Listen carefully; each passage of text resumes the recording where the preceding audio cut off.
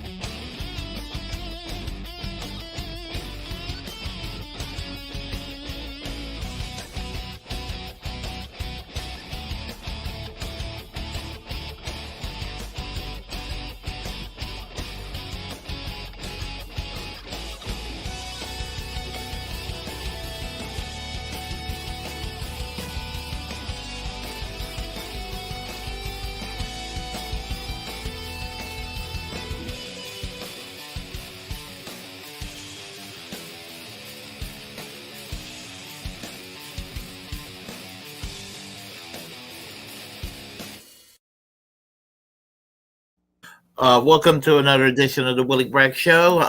This is Willie Bragg, and I got Jamarr Jabari as my guest here this evening, and we're going to discuss the March on Washington, Peace in Ukraine, Stop NATO rally that took place on March the 18th. So I'll let Jamarr Jabari introduce himself, and we'll talk about this March on Washington. So take it away, Jamarr.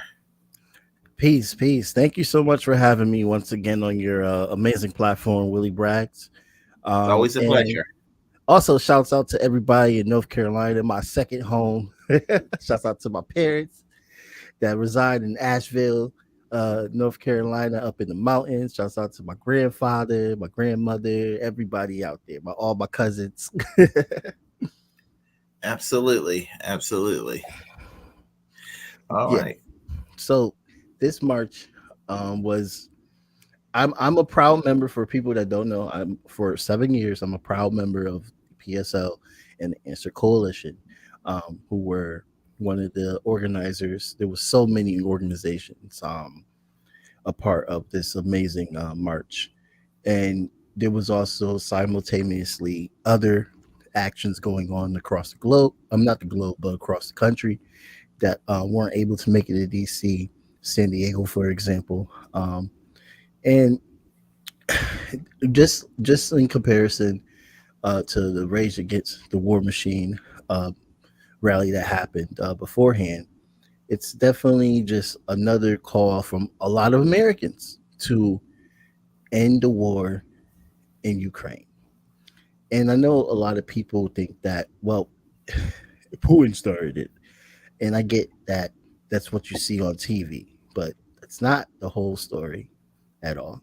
And we're there to talk about how NATO needs to be abolished and how the military budget needs to be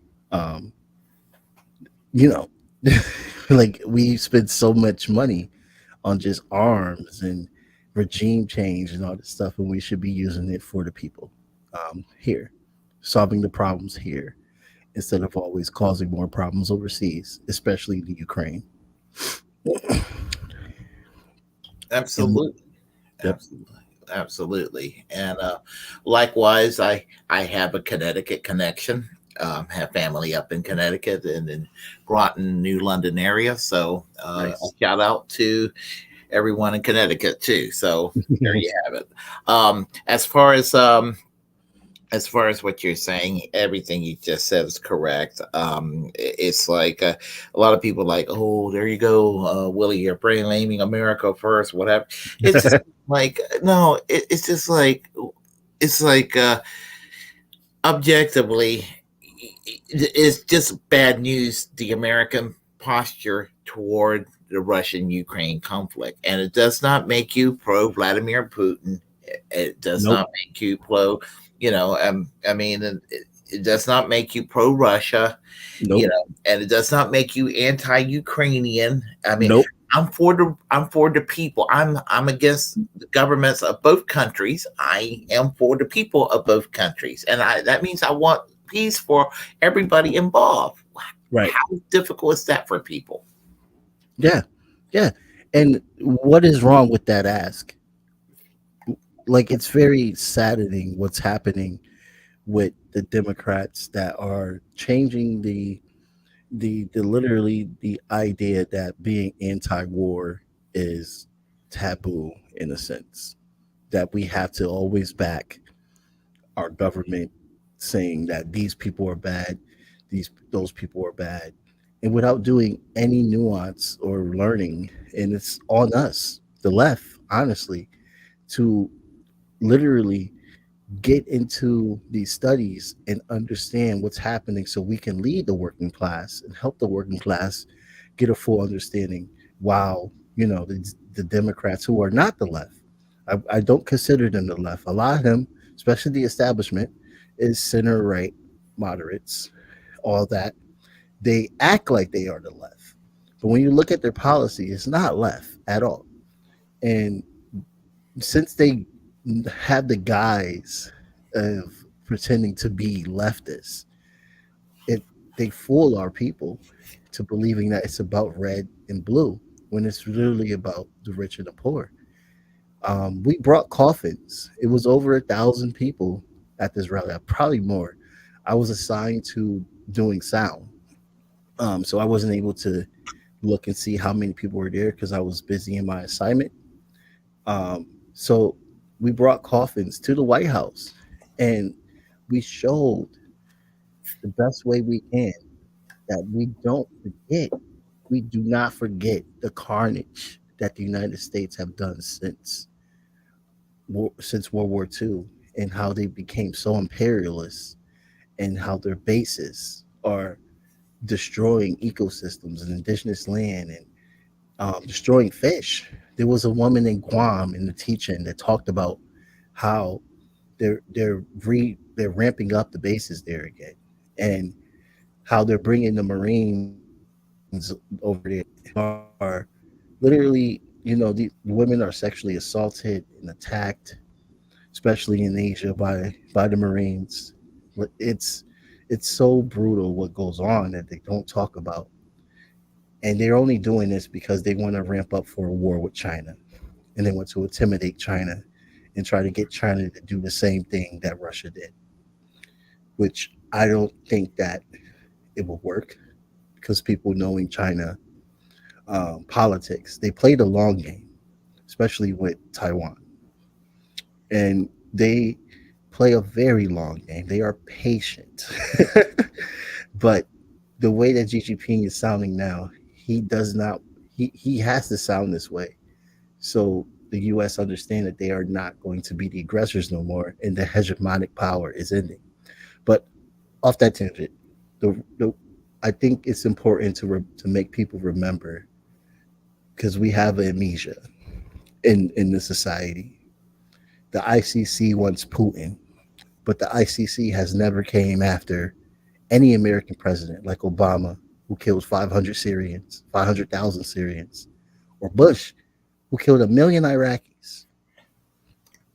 Yeah, Bush and Cheney, John Right, Bolton walking around. Not only they walk around free, they've been fucking rehabilitated by the very.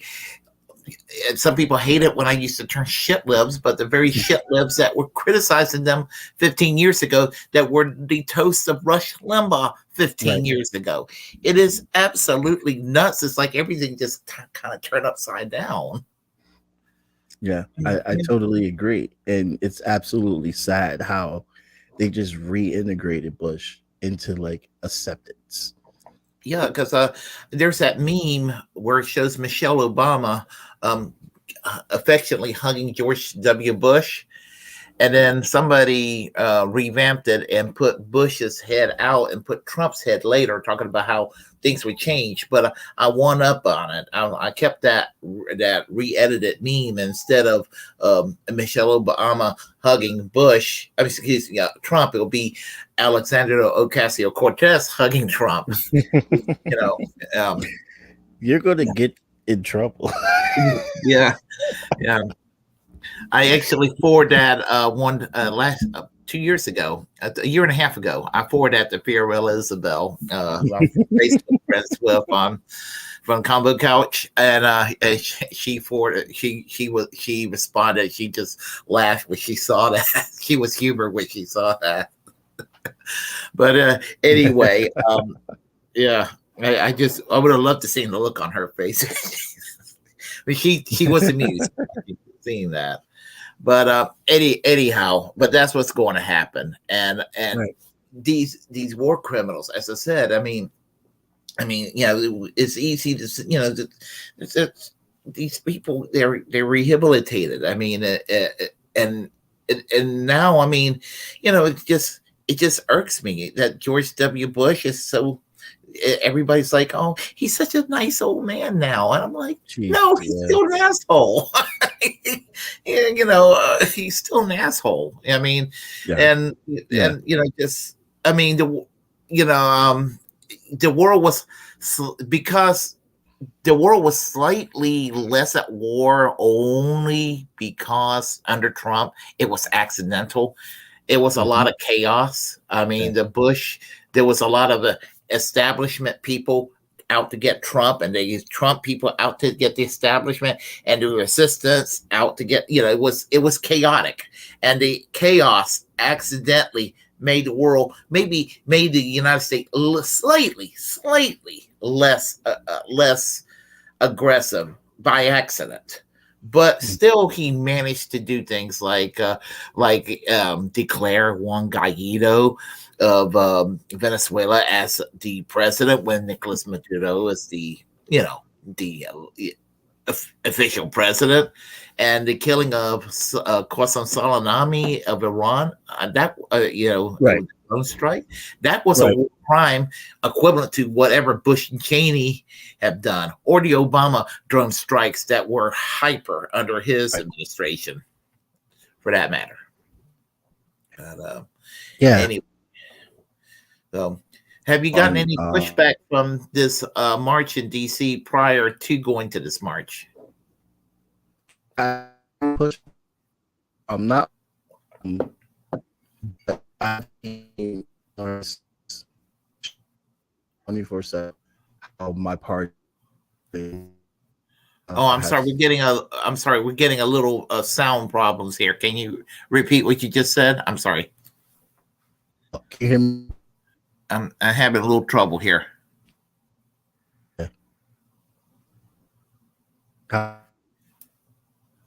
Uh-oh.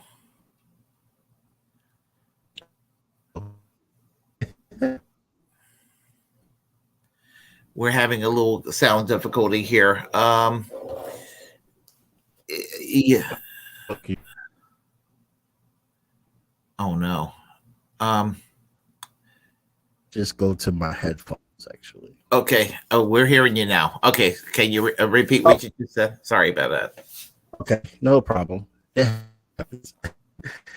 So yes, usually I have pushback from different left groups that haven't been a part of Answer Coalition or Freedom Forum, or any group that's like actually like out organizing. There's always going to be pushback. There was one counter protester there, one or two, but other than that, I didn't really see any pushback. Maybe people outside of Connecticut have saw pushback, but I'm to the point after being a part of this work as a labor organizer, and a socialist. I'm just drawing blanks when I hear about it. I just blank out. I don't care, because it's hindering the work that needs to be done, and I'm just not going to give them the time of day anymore. So I block a lot of people because it's the only way. And I had people email me threats in the past, all this stuff. So I'm just not going to let them, just not going to let them like have their shine to the best of my ability. Yeah, you shouldn't have to endure any insults and all that, abuse. And yeah, um, I got I got some pushback for going to Rage Against the War Machine that said, well, the Mises caucus of the Libertarian Party is out there and they hate the socialists. And they, so, I'm like, okay, I'm not going to come back as an anarcho capitalist. I doubt that I'm going to come back. And, so far as I can tell, I'm not one. So, I'm just kind of like, and I knew who the kooky right wing people were out there. And I'm not saying the libertarians are kooky right per se, but I knew who the January 6th insurrectionists and the January 6th insurrectionist wannabes were at the rally. And be like, well, they can stay in their lane and I'll be here, Yeah. So I'll hang out. I'll hang out with the lefties. I'll hang out with the tankies. I'll hang out with the sock dems. I'll hang out with the people that I normally can associate with at these rallies. And they want to do their thing over there. They can do their thing over there. At least they're there to because they. Maybe they see that the war sucks. Okay, stop clock gets the right time twice a day. I mean, hey, if they think that nuclear annihilation sucks, I'm not going to fault them for that. Hey, look, no one wants to deal with nuclear annihilation, and I've always say that, there are always going to be a lot of issues with the left. What I envy with the right is just how organized they are. My gosh, And, they are. and it's such a problem.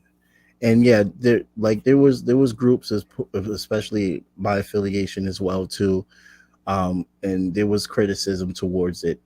But I come to an understanding that it kept the conversation going, and I appreciate that the conversation is going about how brutal this war is and how much money we're putting into this war. Hell, for the past 20 years in Afghanistan, what we spent $3 trillion. What could we have done for the people here with those $3 trillion instead of killing millions of people? And that conversation needs to happen no matter where it's at. And I applaud people that are out there getting the message out there. I applaud the lefties, I have to say, mostly, of course.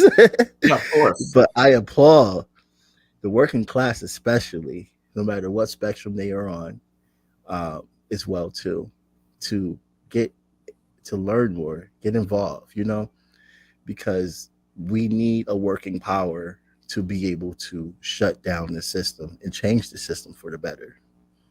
I won't, no, wait. I don't hold up. Not change the system. Bring about a system of working people. That system that prioritize the working class instead of exploiting the working class. Yeah, and I know what you mean, but you can see living, and you can see living examples. I mean, look across the ocean. I mean, President Macron's trying to go. I was on a program earlier this afternoon on KRTD, co-hosting with Jimmy Sutherland, and we were talking about what's going on in France with the Macron government trying to raise the retirement age from 62 to 64. And the French people don't put up with that shit. But, Nope.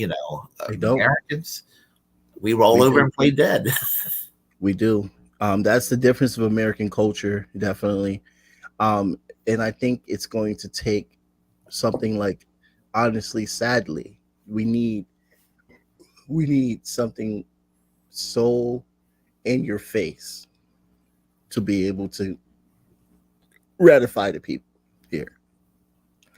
And we saw that with George Floyd, but I think what's most important is taking up space of organizing and continuing not only to organize, but to think of ways of how we can get the American people's attention. There's always going to be people that are like, I just can't get involved because I have this, and that going on. They're always going to be that.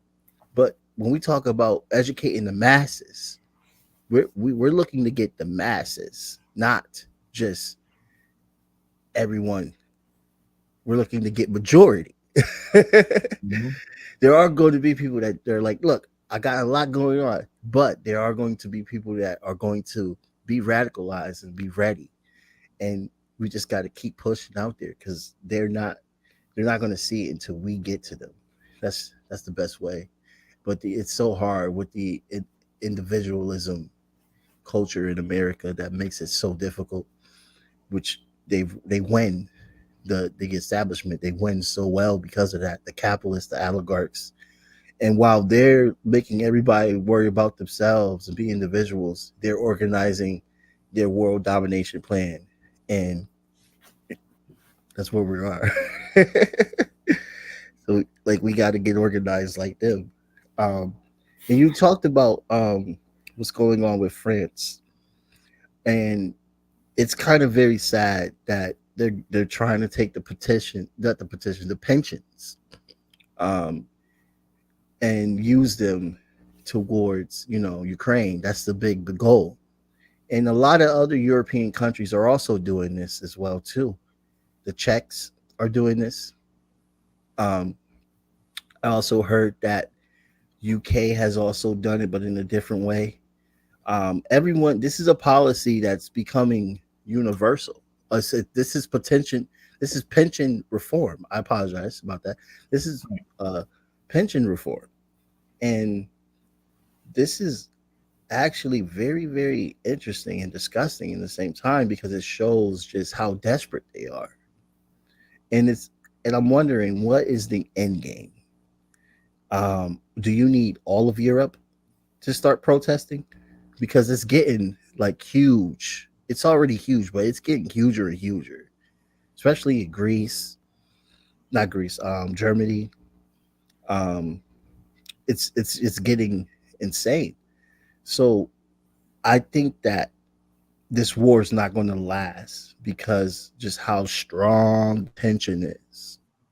Because we already know the oligarchs, they won the game. This is why they were pissed about Afghanistan. It wasn't because the way we pulled out looked absolutely stupid. It was because they're not going to be making no more money in a 20-year war. That's what they were pissed about. They were very upset at the fact that they're not going to be getting money like that. So in sense, Biden needed a new war.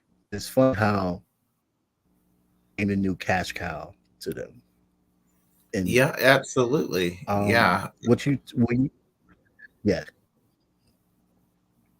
Yeah. When I I'm sorry. Go ahead. Yeah, I mean, I gave him too much credit 2 years ago when he pulled out of Afghanistan, and I was defending him when all the people, all the conservatives who pretended that they are the new conservatives who are anti-interventionists, and they were pretending that they were all of a sudden not the same old Bush Cheney types, and then Right. they reverted to sounding like Ben Shapiro on the issue of pulling out of Afghanistan, and then they're like, "Well, look at how sloppy it is. Pulling troops out is going to always be sloppy." But Yes. here's the thing. Here's the thing. I don't care Exactly. how sloppy it is. I'm glad he did pull those troops out, but then Right. ruined it by getting ourselves involved with the Ukraine Russian conflict. Yes. Exactly. And he's so dedicated. Like he left South Palestine. No, he didn't even left. He never even went to South Palestine. He literally just ignored them just so he could go to Ukraine to show his allegiance, just to show that he's the guy. He's the liberator for Ukraine. And the thing about it is, even from a partisan point of view, not that I have my eggs in one basket with either party, because both parties are not for the people. But if you're going to go and put on a partisan hat for a second, it was fundamentally a stupid thing that Biden and the Transportation Secretary Pete Buttigieg had the cavalier attitude that they had toward East Palestine, Ohio, because I'm sorry, but Ohio is always very important in a presidential election, and they're not Very, going to forget that. They're not going to forget that in very. 2024. Yeah. And Donald And Trump Yep. He's going there pretending to care. We know he don't give a damn, but he's pretending to care. And Trump, it really is the cause of what happened in East Palestine, Ohio. But so is Biden, and so is Buttigieg. But it happened under Biden's watch, and that's what they're never going to forget. Nope. And They're and not. and they're not gonna recognize the nuance that, well, he brought about the deregulation under Trump. They're not gonna remember that. No, they're gonna remember it happened under Biden. So it was stupid that they had this cavalier attitude that they had. Willie, they're not going to care. And that's one thing that people that don't understand electoral politics or anything. Before I even became a socialist, I was involved in electoral politics, and Ohio is a very important state because of much how much points they get when it comes to the electoral vote. I don't agree with it, by the way. I feel that in urban and city communities that have a larger population with state should have more electoral votes, but for some reason, um, the votes are larger electorally with the electoral college in these um, like Midwest, Southern states, and they do that on purpose, which is why I oppose the electoral college. Me So a too. person like Biden, who has been a part of any kind of like Senate since the 70s, he should know damn well that he should have been there, even if he didn't care, which we know he doesn't care. I mean, honestly, at the end of the day, does he fully understand what's going on? But I don't even want to get to that joke. But if I was in his cabinet as his advisor, I would tell him to go to Ohio. And Trump was fully understanding of that, so that's why he went to Ohio, because he knew how important Ohio is, just to win. But if he really cared, I don't know. I say he doesn't. But Um, he's going to remind people that he care, whether he means it or not. right, I right, mean, yeah. So, yeah, and yeah, and to neglect East, not just Ohio, because it's not going to just affect Ohio. It's going to affect Tennessee and Indiana and Pennsylvania and Michigan. All the acid rain that's going to happen, and what's going to happen to the breadbasket of this country. We're going correct. to see spiraling inflation, and all of that. I mean, I yeah, I mean, yeah, I mean, as bad as the two parties are, one is worse than the other. Still, at the end of the day, and Mm. so here's the thing: the Democrats are toast in 2024. And And this is their fault, and they're going to bring up new things, Russian bot all over again.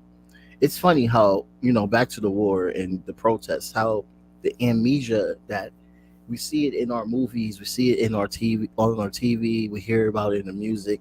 We have always had this type of beef with Russia, and it seems to always be a new reason. And I don't understand why we can't connect it and be like, there's always a reason.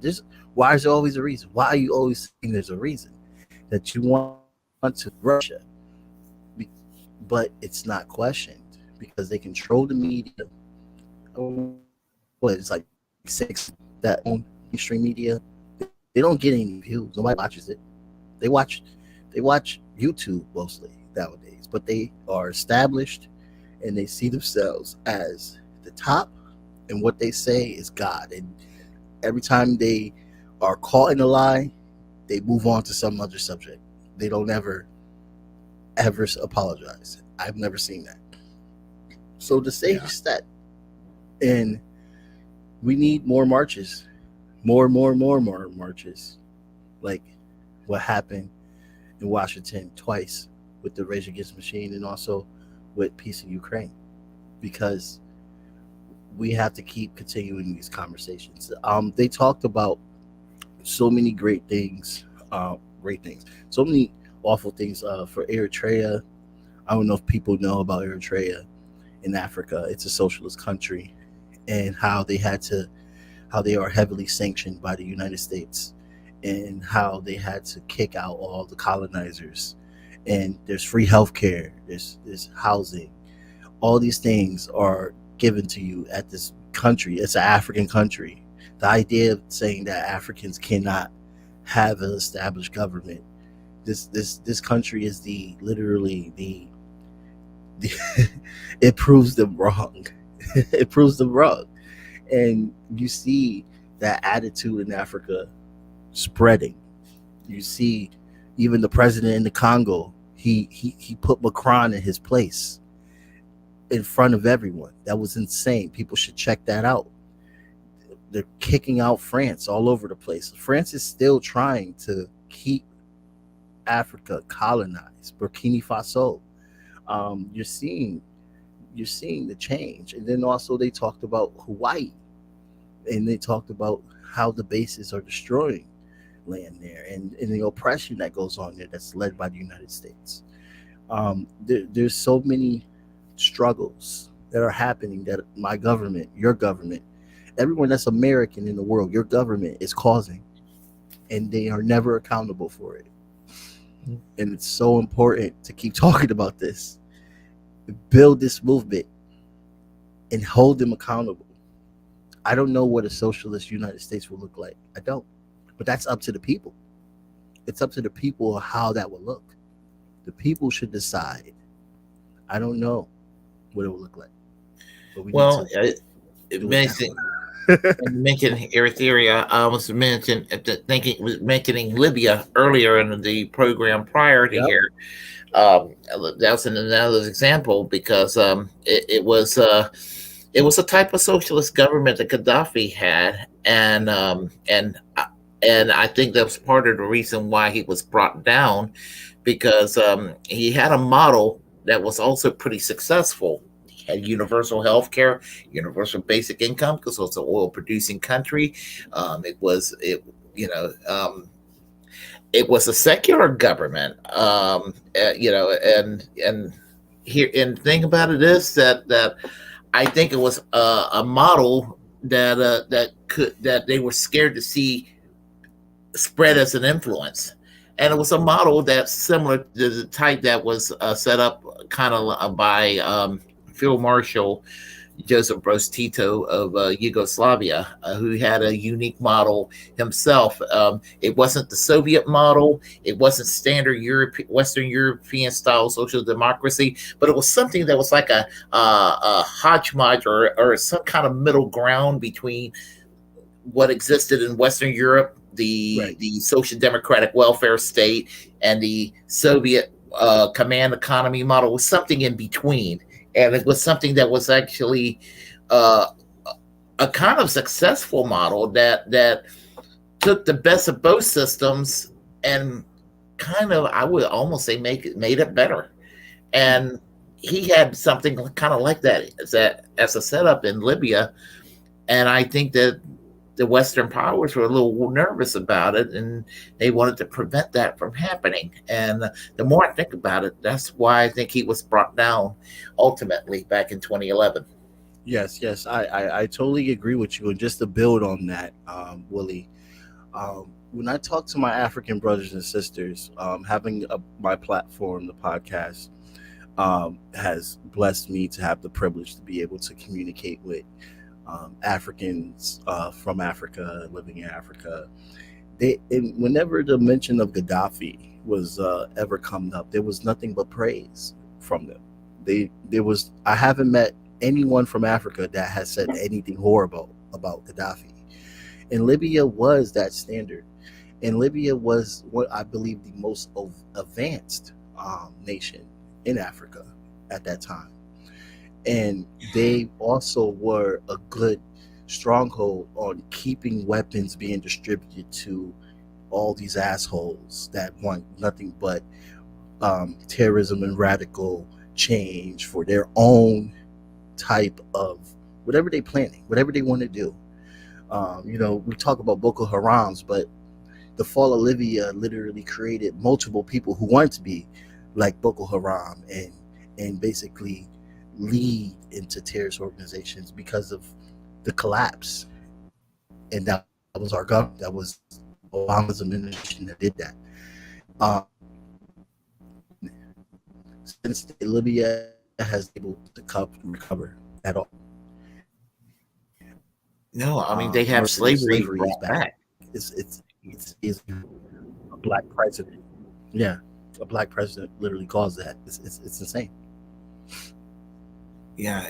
I just to see the slavery return into Libya. I mean, it's sad to see, and it's something that's not even discussed in mainstream media. I mean, it's just, and it's not a sexy subject for people to discuss, but they'll discuss Ukraine and they'll act like, oh, the genocide that goes on in Ukraine or whatever. No discussion about Libya, Yeah, no discussion about Yemen or anything like that. I mean, it doesn't get Yemen, discussed, you know. right? And the And weapons, with the Libya. yeah. Oh yeah, go hmm ahead. Go ahead. Now, the defense contractor is going to make sure when it comes to things like Yemen that it's not going to be discussed because they got money to make by selling arms to Saudi Arabia. So, Right, right, right. yeah. And with the Ukraine, because I saw the comment, Dick Justice, he has a great point. How they are treating people that look like me is absolutely put under the covers, just hidden, and it's not talked about. And they are forcing kids that look like me, that are in college, to fight. And if they don't, it's just going to happen. I mean, I remember seeing a video where there was a train. And it was like, this is white only train, and I'm just, even in the midst of war, they are ready to still be racist. Like, you would think in wartime, it's like, hey guys, let's try to stick together. Let's try to survive. No. It's double down on racism. Even Poland said we don't allow Muslims here at all. And Muslims, they're saying in brown people, any Muslim, not a, but they're so racist that they just identify Muslim as only being an African and Arabic thing. Well, I have news for people when it comes to the Muslims. Muslims, they're from all races. I mean, Albania is a predominantly Muslim country, white population. Exactly. Yeah, I mean, you Yeah. know, there's a high Muslim population in Russia. They're all white. Right. I mean, because people will always want to associate or give the status or put a racial component or put a racial image to Islam. I'm like, no, and Right. you can almost It argue doesn't work that that way. you can almost argue that Arabs are mostly white. Yeah. Sort of. Yeah. Yeah. Yeah. So it just kind I of mean, like yeah. To me, it gets kind of racialized. I remember that as a response to 9/11, and it's kind of like the anti-Muslim sentiment was like a disguised way to kind of promote racism. right. Yeah. Right. So And another reason why George Bush should be in jail, because not only what he did overseas, but what he did here and allowed here. There was Muslim families disappearing, just out of nowhere. Like, I was a child when this was happening, so I'm only going off of the information I received from my fellow Muslim friends that are older than me, of course, that have seen what it was like. And they talk about how families disappeared and they never saw them again. And this was like going on throughout the whole country. So there's a reckoning that needs to happen, and it's so sad when I see the U.S. try to just say they care about Muslim people over the seas and stuff, and they are always aiding and funding their demise. And it's just absolutely just hypocritical. Absolutely, the U.S. has no right to ever pretend that they are a friend of Islam ever. They have no right. They really don't. No, I don't think the United States is a friend of anybody's, to tell you the Right? truth. Yeah. I mean, but here's the thing. I mean, with the Ukraine conflict, people are the reaction last year is like, oh, they look like you and me. Right. Just like, it's like they look like, because of the European complexion. Just and that's what they're worried about and everything. They're so used to seeing, people of a darker complexion, or leaves a more olive complexion, Right. fighting, and that's what they're used to seeing. So they're not used to seeing actual Europeans fighting in this day and age, and so that's where the outrage, and that kind of existed 20 years ago, 25 years ago now, with the Yugoslavian, the Balkan War Which that how they exists. forget? That's kind of recent. It's not that far away. I'm 30 years old. You Hmm. know, it's not that far away. Like, how do they forget? People forget very quickly. Yeah, and the time, and it's amazing how history repeats itself, because I feel like I'm Right. back in the year 2002, with this Right. mindset of Ukraine, and you go and say, I don't know about getting ourselves super involved with this conflict. Right. What are you, a Putin puppet? Right. It's you know automatically you're a Putin puppet. But I try to show people like articles from the past before Russia even invaded, how even our own media was calling Ukraine one of the most corrupt nations in the world. In fact, the most corrupt nation in Europe. They even talked about how the Nazi influence was rising there, and how even Israel was funding these Nazis. Israel was funding Azov Battalion once, and our government, of course, was funding this Azov Battalion. I mean, you guys had Scott Ritter on, which is the best, um, the best insider from that knowledge. But a lot of what he said was absolutely correct. This war is very, very bloody, and a lot of people are dying on a higher level since World War II. It hasn't been this way in that region ever since. One thing that is very important to talk about, with Ukraine, is just, the Stefan Bandera shit that's going on there. It's just absolutely disgusting. It's just insane that they were able to make this man propped up like a George Washington. And fuck George Washington, by the way, but he's literally the George Yeah. Washington of Ukraine. That's what they made him to be, and he cannot be questioned. He killed over 40,000 Polish people, like just massacred them, and a lot of them were Jewish. So when Scott Ritter talked about how long Zelensky got, that's real, because there are protests even when he was running. That there's videos you can find of how they had a puppet made of him and they burned it. That establishment, that regime, they're just using him for now. I totally agree with that.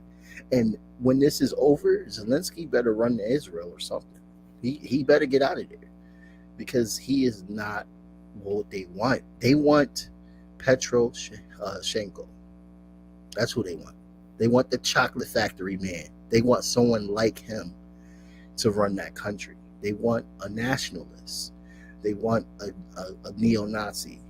That's who that regime wants. And we're talking about the regime. We're not talking about the Ukrainian people and what they want, because what they have been going through is absolutely totally different from the vision of that military and that regime. They are going through legit hell, and their stories are not truly being told here in the United States at all. Yeah, absolutely, and just the whole idea. I mean, honestly, and this is where I get in trouble, and where I sound like an apologist, or engage in pro Russia apologia, is when I say that objectively Russia is less authoritarian than the Ukraine when you compare banning 13 political parties, When you banning the media, three news networks, banning the Russian Orthodox Church, treatment Even the against the Pope was pissed about that. huh? Even the Pope was mad about that. Like they pissed the Exactly, Pope off. exactly. Um, let's see. Treatment against the LGBTQ community far worse than it is in Russia. Right. And that's a cultural thing in Eastern Europe. They're Yeah. not they're not as forward thinking on that question. And Yes. that's a problem that hopefully time will solve. But yeah, I mean, just all kinds of things. And you compare that to Russia, where you have a multi-party system. I mean, and again, I mean, just um, he was democratically elected. He's not a dictator. He does some authoritarian things, but you know what?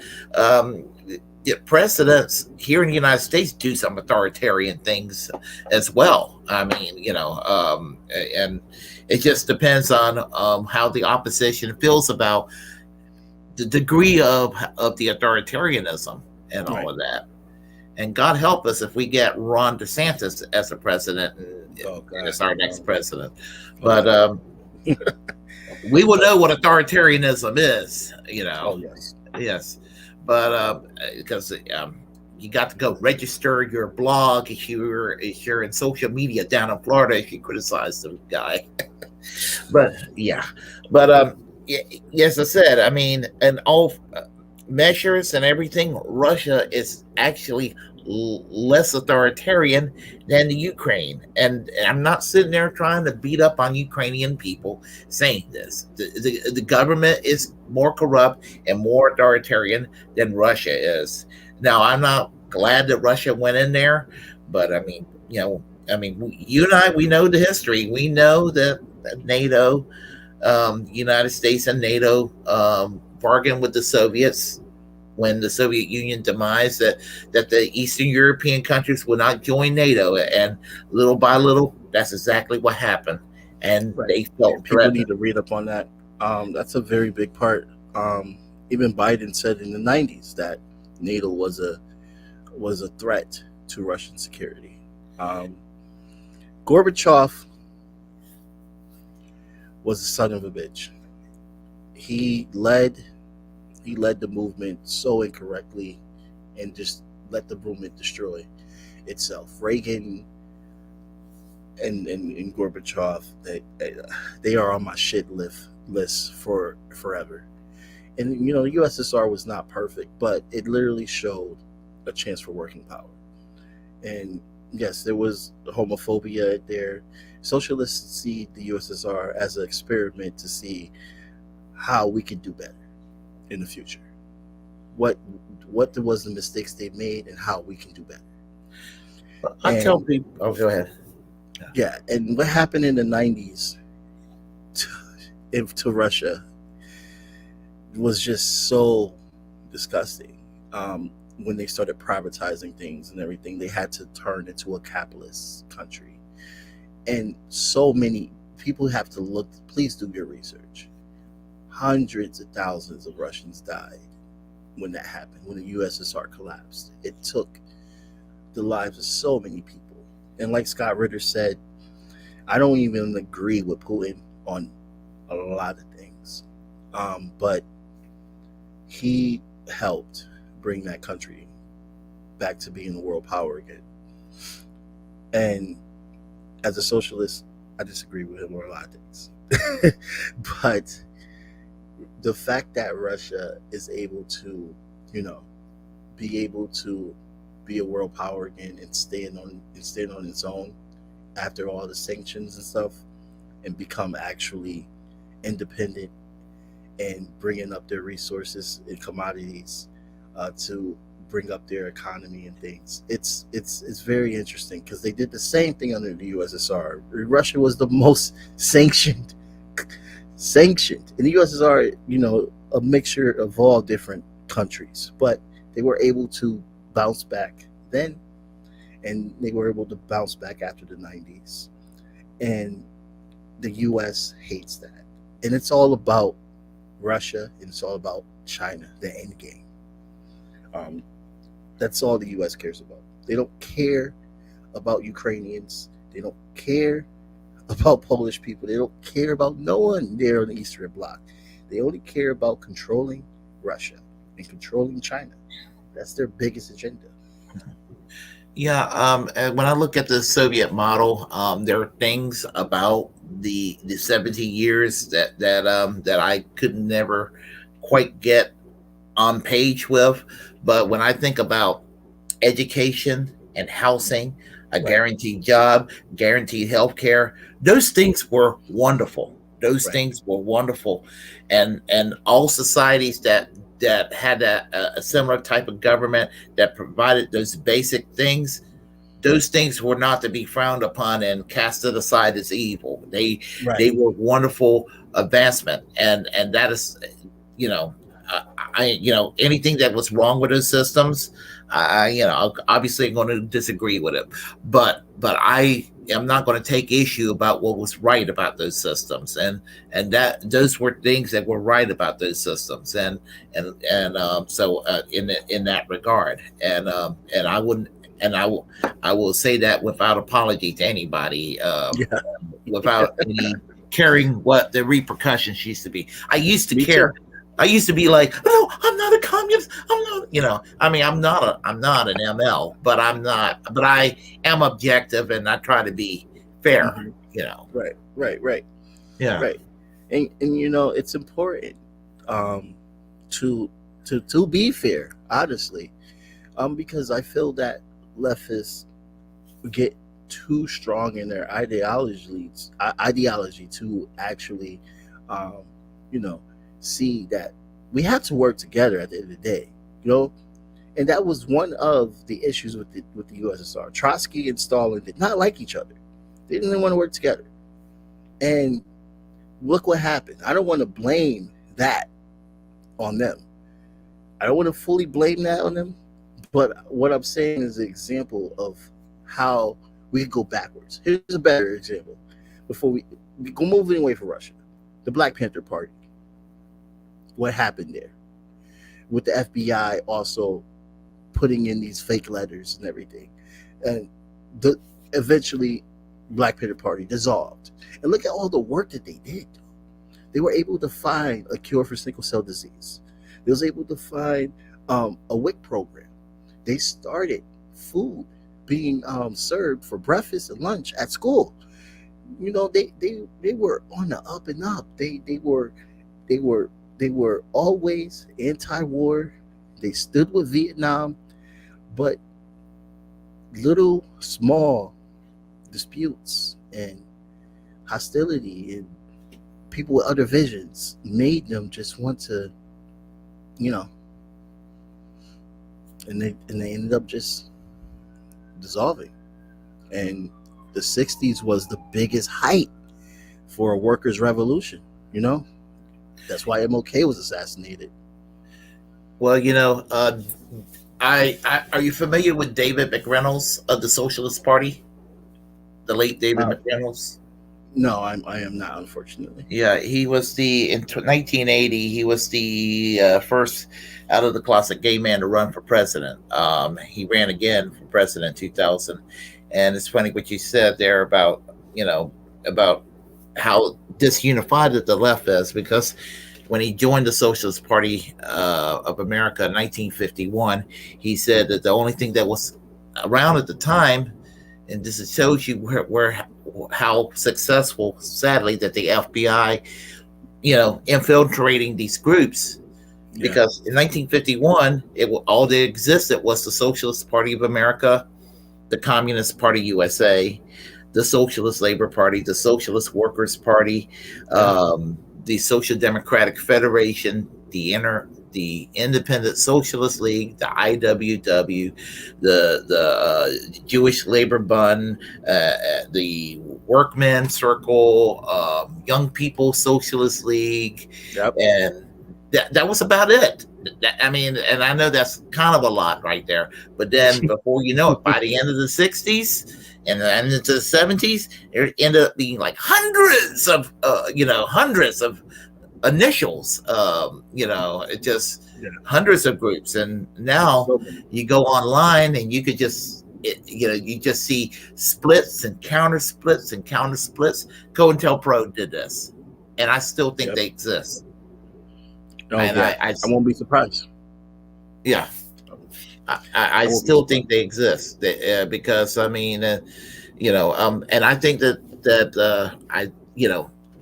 you look in almost a decade ago with the 2016 Bernie Sanders campaign, it was near unity on the online left, and look what happened. And now you got everybody snipping at each other now too. Again, I think there was a lot of COINTELPRO action, and they pay a lot of people at the top to be gatekeepers. Yeah, I mean, and then there was the mainstream COINTELPRO, which was Russiagate. That in itself split the left. People talk about Trump as much as they want, but the damage that Russiagate did on the left was so much more effective. So much more. You saw people literally calling each other Russian bots and doing everything they can to ruin other comrades and ruin other leftists. I am one of the victims. I literally had to deal with that personally. But at the end of the day, those people are proven wrong. And I want to so bad after Twitter files came out, because I thought this was over after the Mueller report. But it wasn't. They didn't trust attorney. Was it Barr? It was Barr, right? They didn't trust him. And I get that. Barr's an asshole at the end of the day, but Barr was right. He was right with that. But we have the Twitter files now, and people are still believing in that Russian nonsense, and they are still letting the Democrats lead them to destruction in that way. MLK had a saying about that, about leading them to a burning house or something. I can't think of it, but that's literally what the Democrats have done to the left. They have led so many to a burning house. The Democratic parties were progressive. It's a graveyard where progressive ideas come to die. Yeah. You have to do this outside. And to be partisan for a moment, I see some potential with Kshama Sawant's Workers Strike Back. She seems to be onto something. Forget about it. Socialist Action? Huh? She's with Socialist Action, right? Socialist Alternative. Oh, that's right. They turned from Insurgent to Alternative. I forgot. They rebranded. Yeah. And it's like, forget about electoral politics. It's to organize the workplace. And it sounds very focused and all that, and to build some kind of a workers' party down the road as a goal, and I think that she's onto something. So a true labor party, a real labor party down the road, because the Democrats just ain't it. No. They are for the rich people. If you don't know, you probably know because you watch Really Brags, so you should know by now. But if you don't know, that's a bourgeoisie party. yeah, absolutely. So, So, I have to go to work in a little while. So, you have any final words? No, not really. But definitely, if you like what I'm talking about, I have my the name of my podcast right there under me, Jabari Podcast. And also, if you are on Twitter, it will be Jabari at Jabari Vlog. If you are on Facebook, you could put Jabari Vlog Podcast. The link is in the description. Taking donations to keep me up and going. Thank you for everyone that has donated. It's a Venmo, it's a Cash App. You'll see it in my link in my bio. Just trying my best to do my due diligence, not only out in the streets, but now also in media as well too, to just help spread the message about the contradictions of capitalism and how we need to bring in a true working class led system. That is my dedication, and I am very, very humble to be on your platform again. And thank you so much for having me. Absolutely. I'm always glad to have you back. And I got all your contact information down on the description box below. So so I want everybody to go and support you. And please, everybody, subscribe to his YouTube channel. Help him get up to 100. YouTube's been lacking. Are you on? Also, definitely check out PSL web.org. That is my party, and also check out Liberation News. That is our journalist website, where we do a lot of articles about what's going on with working class struggle locally all around the United States, letting people know about all these struggles. Okay, so and I would actually I usually will talk to people here on the chat line, but as I said, I'm about ready to go to work in a little while, and I do need to talk to you privately when I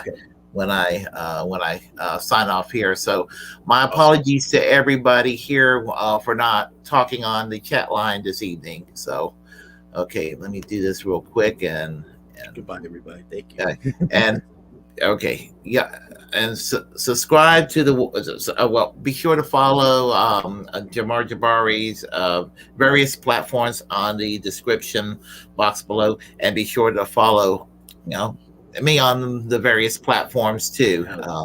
I'll make mine quick and simple and easy. Yeah. Follow Willie Bragg. Yeah, thank you. Yeah, that's perfect. All right, thank you, and have a great day, everyone. Take care. Bye-bye.